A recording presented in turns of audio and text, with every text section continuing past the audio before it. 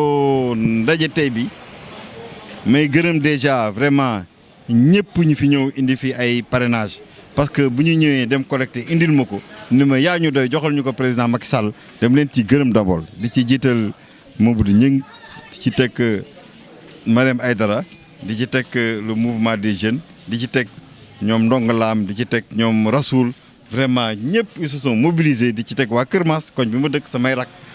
Tafa Sall ak Mass ak sama ku nga xam ne ndiyaayam la Modou Fall ñoom ñëpp vraiment les gens se sont mobilisés derrière moi parce que quand même ils ont vu que le président Macky Sall daf ma defal teraanga nommé ma ministre donc ñoom ñëpp mobilisés derrière moi pour que vraiment gàcce ba ñu ñëw donc dañ doon ñëw daje bi li ko waral mooy ñu def situation parce que boo joxee ay nit liggéey il faut nga ñëw xool leen ni leen liggéey bi fu mu toll espèce de conseil des ministres la ñu xool liggéey bi ku nekk ñi la joxoon ñu xool liñ fi toll ak liñ ci amagul donc c'est un bilan à mi-parcours nag kontaan nañ ci parce que ñëpp teg nañu li ñu mobilisé gul amagul nañu à peu près 4500 parrains des vrais parrains ñoo xam ne ñëpp mën na leen identifier parce que ce qui est important nga parrainer koo xam ne mën nga ko identifier mën nga sécuriser son vote pour que au moment des élections mu voter le président Macky Sall c'est ça qui est important parce que li ñu soxla ci parrainage pour dem élection bariwul ñëpp mën nañ ko am mais ce qui est important mooy que dès à présent ñu xam ba xam dañuy gagné wala du ñu gagné li ñuy wax ni dañuy gagné nag mooy que ñu mën a parrainer le maximum de personnes sécuriser les parrains là ba nga xam ni fii ba élection du ñu changé kenn ku ñu voté ñoom ñëpp ñu voté président Macky Sall loolu moo taxoon ñu ñëw def bilan à mi-parcours kontaan nañ ci trop. maa ngi seen fee Papa Gueye ma si Papa Gueye ak Rasoul maa ngi leen di sant bu baax ñoom ñëpp suñu mobiliser ñun ñëpp dañu mobiliser Ngari Diop bi nga xam ni vraiment Moussa Ndaw ñëpp maa ngi leen di remercier Farba Sall ñëpp maa ngi leen di remercier kontaan naa seen ñëpp maa ngi leen di remercier vraiment kontaan naa parce que vraiment objectif bi nga xam ne parrainage mi ngi commencé yàggul ñu am 4500 baax na parce que parrainage bi ku di méttiwul rek métti na parce que y a des gens qui ont pollué l'environnement en disant que waa APR dañuy joxe xaalis koo ñëw di parrainer mu la jox ñu xaalis ñun de ñu parrainer ñëpp 4500 yëpp ils se sont engagés ni dañuy voter pour président Macky Sall c'est ça qui est important 4500 yooyu wóor na ci Tivaouane ni ñoom dinañu voter ak président Macky Sall te loolu premier loolu te kenn joxu leen dara maa ngi koy wax ci rajo kenn joxu leen dara ñoom ñëpp ils sont venus dañu dem seeti leen parce que xamoon nañ leen parce que dañu nekk ci ay organisation ñoom ñëpp ñu seeti leen donc yàgg nañu liggéey ak ñoom du léegi laaj commencé liggéey ci parrain bi parce que dañu leen dem seeti yàgg liggéey ak ñoom ñu organiser en groupe comme ay Amazon comme ay Linguère comme ay MJET comme ay organisation yu baax ñooñu nag ñu ñëw di parrainer président Macky Sall financement yi nag moom vraiment xam nga ñu du parrainage bi moo tax parce que neewoon nañu dañu am problème pour financement te loolu moom ñëpp a xam Sénégal accès au financement dafa am problème moo tax président teg DER di def 30 milliards pour jox ko les femmes et les jeunes pour que bu ñu amee projet ñu ma am financement def ko am ay opportunité pour ñu am automatisation pour mën a liggéey seen bopp di liggéey léegi nag man pour accompagner le président Macky Sall pour être en alignement stratégique avec le président Macky Sall manit ma jël ci sama doole ma def un financement de 100 millions bi nga xam ni dañ koy jox les jeunes les femmes mais boole ci góor yi parce que DER bi góor yi bokkuñu ci à un certain âge boole ci góor yi pour que ñoom ñëpp ñu am góor yu mag yi ñu am parce que ñu am ñoom it bu ñu ko génnee ñu commencé koy génne parce que dañu bëgg financement yëpp ñu def ko avant gàmmu bu ko defee ñu liggéey comme gàmmu dafay am fi une activité bu ëpp bu ko defee ñu mën a commencé jaay commencé rembourser et tout ça te financement boobu bu ma xësee dugal dootuma ko rembourser li ñuy rembourser dañ koy jël aussi di ko teg pour financer ñeneen donc loolu dafa mel ni loo xam ne dama leen ko may bu ko defee bu ñu kii li ñuy rembourser rek dañ ko defaat yeneen caisse pour rembourser pour financer ñeneen ñi nga xam ne amuñ jotuñu am ci premier lot bi di sant ñëpp di gërëm ñëpp di wax ni nii la dañuy politique toujours damay wax ni président Macky Sall élection bi ñu ko war a def élection tegaat ko ci réew mi dafay imposer wu ci ñun ñëpp te toujours damay wax moom rek mooy perspective stratégique bu crédible parce que ñi fi nekk ñëpp amuñu programme amuñu perspective président Macky Sall rek mu am programme doxal ko ñëpp gis résultats yi mu am ay perspectives parce que dafa tëgg une vision bi nga xam ne dafa war a dem ba 2015 2035 20 ans bi nga xam ni Sénégal dafa war a avancer bu baax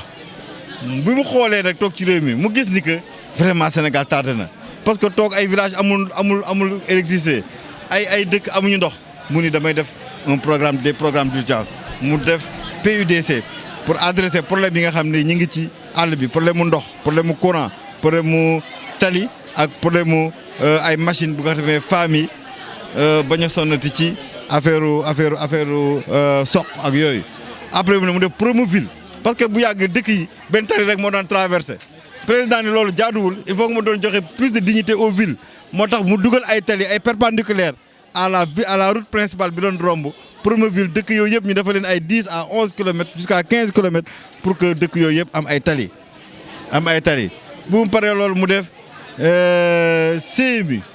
CMU carte d'égalité des chances muy l'inclusion sociale toujours damay wax l'inclusion sociale est une donnée fondamentale de la politique du président Macky Sall avec CMU mu enrôlé 2 500 000 enfants yi nga xam ni de 0 à 5 ans dinañu faju sans fay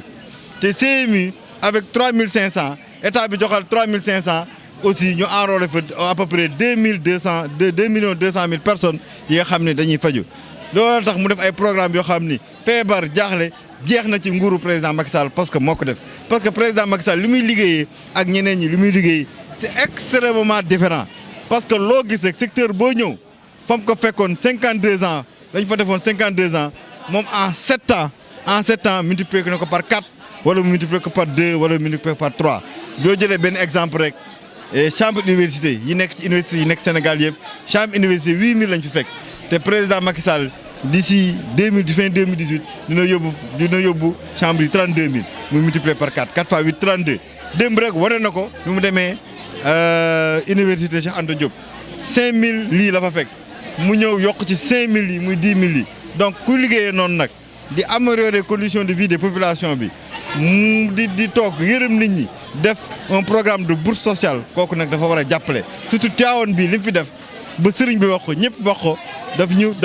ñu defal teraanga boo xam ne ñun teere kook teraanga rek moo ñu jig parce que ku la defal teraanga da nga koy fay teraanga fay ko teraanga nag mooy ñëpp ñu mobiliser fii ba élection yi pour jàllale ko vraiment au premier tour avec un score considérable loolu moo ñu fi boole woon loolu moo ñu boole woon fii ñu def animation politique parce que politique da ngay animer doo toog rek di toog il faut ngay animer ngeen di daje di waxante dëgg di weccoonte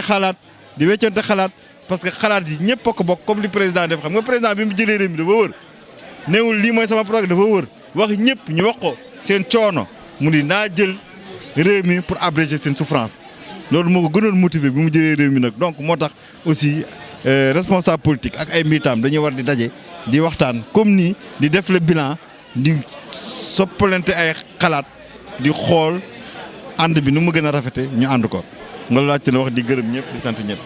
Je suis le ministre Abdou Ndéné Sall, ministre des infrastructures ferroviaires et je suis le coordonnateur du département de Tivaouane pour l'APR. Le contenu de la rencontre d'aujourd'hui, c'était pour faire le point par rapport au parrainage parce que quand même nous avons débuté le parrainage il y a 1 mois. Il fallait quand même convoquer les troupes, les Amazones, les Linguères, MJET, les jeunes pour pouvoir regarder, faire le point, regarder le nombre de parrainages qu'ils ont obtenus pour faire un petit bilan en attendant la terminaison. Parce que quand même c'est un petit bilan que nous avons fait aujourd'hui. Et pour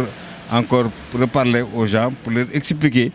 l'importance du parrainage. Le parrainage, c'est pour regarder quand même le poids du président Macky Sall, pour regarder les gens qui sont prêts à voter pour le président Macky Sall. Parce que quand tu parraines quelqu'un, tu votes pour lui. C'était pour ça, pour leur dire que celui qui parraine le président Macky Sall doit voter obligatoirement pour lui et ça permet de les suivre jusqu'aux élections pour quand même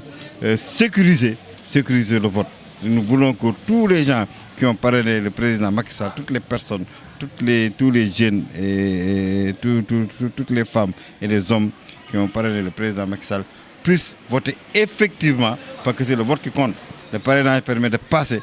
simplement sur le tamis, mais au-delà du tamis, c'est le vote qui est important parce que comme j'ai toujours eu à le dire, la réélection du président Macky Sall s'impose à nous. S'impose à nous. La seule perspective stratégique crédible pour le pays, pour la paix, pour la sécurité, pour la continuation des programmes qui sont la CMU, la carte d'égalité des chances, le PUDC, Promoville, Puma. Tous ces programmes-là, c'est des programmes du président Macky Sall pour faire un rattrapage. Parce que le pays était très en retard. On était vraiment en retard. Il y a eu des retards d'investissement importants.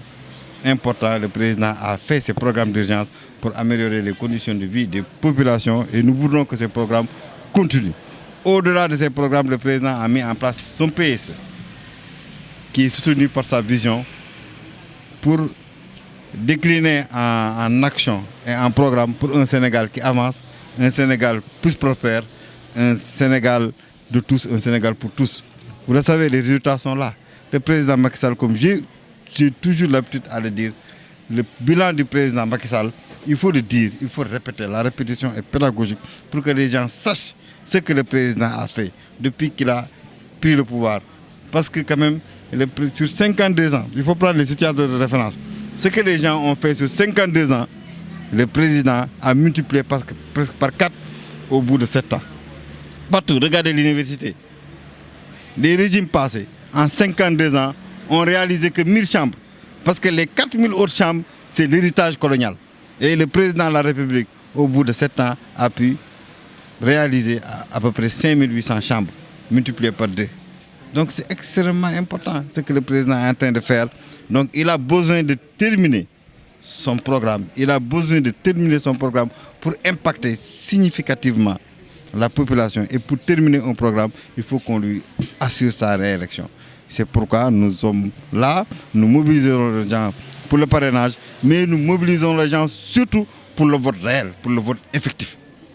On voudrait que tous les gens, on voudrait identifier tous les gens qui ont parrainé le président Macky Sall, qu'on les identifie, qu'on puisse aller les voir pour sécuriser leur vote pour le président Macky Sall. C'est ça vraiment le but de cette rencontre, pour faire un bilan à mi-parcours, regarder quand même là où ça ne va pas, pour vraiment rectifier. En dehors de tout ça, moi j'ai mis en place un financement quand même de 100 millions au niveau de Tivaouane seulement, au niveau de Tivaouane ville seulement, pour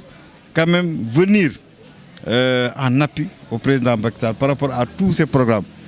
qu'il a fait pour améliorer les conditions de vie des Sénégalais. Et le premier programme qu'il a fait, c'est le DER, où il a mobilisé quand même 30 milliards pour faciliter l'accès au financement des femmes et des jeunes. Moi, je viens en appui, en alignement stratégique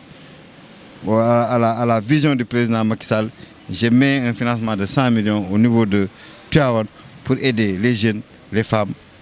et les hommes aussi. Parce que quand même pour le DR, il n'y a pas les hommes, mais moi je mets les hommes. Je mets les hommes pour que tout le monde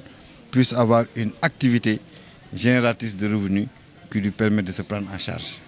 C'est ça qui permet d'avoir l'automatisation des gens, parce que quand même, il faut avoir une activité pour pouvoir se prendre en charge. C'est extrêmement important. L'accès au financement, ça fait partie des contraintes majeures au niveau de l'économie. Donc nous avons tous facilité quand même l'accès au financement, surtout le financement des petits montants qui permettent aux gens de pouvoir développer des projets et de pouvoir s'en sortir et de vivre décemment. L'objectif du département, c'est 80 000. Donc vous le savez que le président de la République a reçu les délégués régionaux le samedi. Il a reçu tous les délégués régionaux. Et d'après la situation, nous sommes à 80% de l'objectif. 80% de 80 000 de l'objectif. Mais par rapport à Tivaouane, moi je ne sais pas ce qu'on a obtenu. Mais de toute façon, moi, je suis déjà à 4500 signatures. 4500 signatures actuellement, avec des feuilles et des signatures identifiées. 4506 déjà. Et il y a des feuilles qu'on n'a pas encore récupérées. Ça, c'est le bilan. On fait un bilan en mi-parcours pour appeler les gens. Parce que quand même, le nombre de votants au niveau du Tivaouane, c'est à peu près 40 000. Donc si un seul leader fait à peu près 4500. Donc je crois que c'est satisfaisant. En attendant qu'on redouble de travail pour parrainer tout le monde. Parce que nous, notre objectif, c'est de parrainer toute la population. Parce que vous avez vu, le marabout a fait un appel fort. Et j'ai dit que tous les Sénégalais doivent faire le même appel par rapport à ce que le président a réalisé à Tivaouane, par rapport à la vision du président Macky Sall sur Tivaouane. Nous devons redoubler d'efforts pour vraiment l'accompagner à faire quand même des programmes qui sont importants. Vous avez parmi les 11 villes qui ont bénéficié du gros projet d'assainissement, c'est la ville de Tivaouane, c'est la ville de Touba. Donc vraiment, il y a une attention particulière du président de la République pour Tivaouane. Donc nous devons tout faire pour lui assurer une victoire éclatante ici au niveau de Tivaouane.